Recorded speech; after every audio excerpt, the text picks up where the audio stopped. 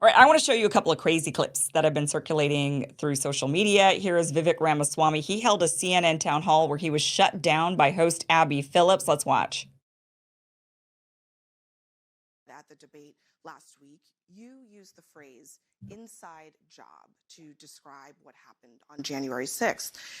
The next day, Capitol rioter Alan Hostetter highlighted your comments at his sentencing. He is going to prison for 11 years. Hostetter threatened members of Congress. He brought a hatchet, knives, pepper spray, stun batons, tactical gear to the U.S. Capitol. Are you concerned that a convicted felon like that is now promoting your comments in court? So here's my concern, Abby, and I want to tell you guys where I'm at. If you had told me it's close to 3 years ago that January 6, 2021 happened, if you had told me 3 years ago, back when I was a biotech CEO, not steeped in this world, I was just consuming passive media, but was focused on my world of developing medicines. If you had told me that January 6th was in any way an inside job, the subject of government entrapment, I would have told you that was crazy talk. Fringe conspiracy theory nonsense. I can tell you now, having gone somewhat deep in this, it's not. I mean, the reality is this. We do have a government, first of all, we have to acknowledge, that has lied to us systematically over the last several years about the origin of COVID-19. About the Hunter Biden laptop that we were told was false by 51 CIA experts and otherwise before we now know that it was true. You can go straight down the list, the Trump-Russia disinformation collusion hoax, all of it. Now we come to January 6th. The reality is we know that there were federal law enforcement agents in that field. We don't know how many. I think it's shameful. If I may finish just answering. Well, let me this just. is really important. I'm going to go ahead and interrupt you here because I know this establishment doesn't approve of this message. I know that there were federal agents. We should be able to talk about this. You're saying that there were federal agents. This is important to talk about. So there she is. She interrupts him and she says, I'm going to go ahead and interrupt you here. He goes on and he's talking about this, and she ultimately just does shut him down throughout this conversation. But this has been trending on social for good reason. I mean, look, Vivek Ramaswamy, this is his town hall. He's allowed to say what he wants to say. He should be allowed to say what he wants to say. He should be allowed to bring up the points that he wants to bring up. He is bringing up really good points. The fact that we've just been lied to over and over and over again. So why should we trust anything the government says at this point? Why should we trust anything the mainstream news like CNN tells us at this point when they have acted as just propaganda mouthpieces for the government without actually presenting facts? The one thing I will give Abby credit for is during this town hall, she did say to him, well, where is the evidence of this? Where is the evidence? Rather than just saying, you're a conspiracy theorist, I don't believe you, we don't want to have misinformation on our network, right? That was kind of the way they handled things previously. So we're making some progress. We're making a little progress with CNN.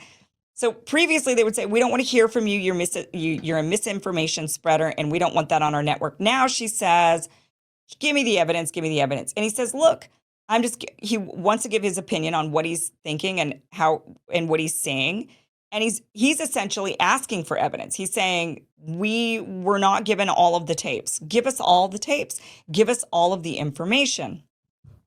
So she ultimately interrupts him and cuts him off. But Vivek is right in this, and I think this resonates with so many people because we've just been lied to.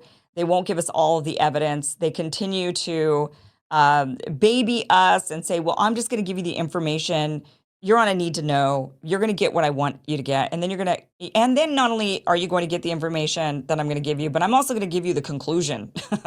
You're not going to even get to come to your own conclusion. I'm going to give you the conclusion. And if you think anything other than that conclusion, then you are a conspiracy theorist, you're a wacko, and people shouldn't be listening to you. At least CNN is making some progress, but not enough, clearly from that clip, not enough. Here's another crazy clip that I want to show you. Here's Tom Cotton. He is questioning Adil Mangi for a U.S. Court of Appeals judicial appointment. Now, if Mangi gets the appointment, he will be the first Muslim American to serve in the federal circuit courts. And so this is this is an American citizen. He's going to be sitting in a U.S. court interpreting U.S. law, and he's sitting in front of the Senate to be questioned for this appointment by U.S. senators. And this U.S. senator asks this potential U.S. judge this question. I like to call it Zionist derangement syndrome. Watch this. Do you believe that Jews are colonial settlers in Israel? Senator, I have the utmost respect for Jewish Americans who I have worked with deeply, who I didn't have ask about lifted Jewish me up. Americans. I asked about Jews living in Israel. Do you believe they're colonial settlers, Jews in Israel?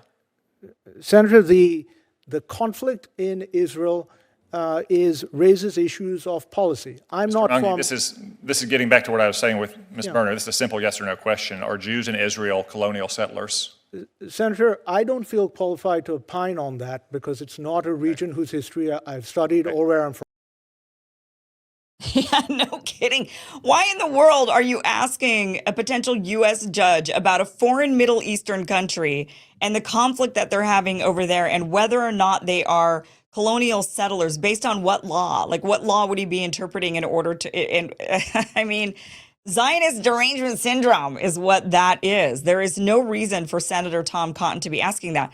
That might be relevant for a different position, maybe. I mean, certainly there could be some discussion on, which position would that question be relevant for, but not for this. Not somebody who's going to be sitting. Why isn't he asking him about Fourth Amendment rights? Why isn't he asking about warrantless searches and seizures? Why isn't he asking about the definite terrorism charges against Americans who were protesting at January 6th? Why doesn't he ask him relevant questions that actually might matter to U.S. law, but instead he's asking him about whether or not Israelis, foreigners, these are foreigners, these are not Americans, whether or not Israelis are settler colonists in a Middle Eastern country really, really far away? Derangement syndrome. That is what Tom Cotton is suffering from, like many, unfortunately.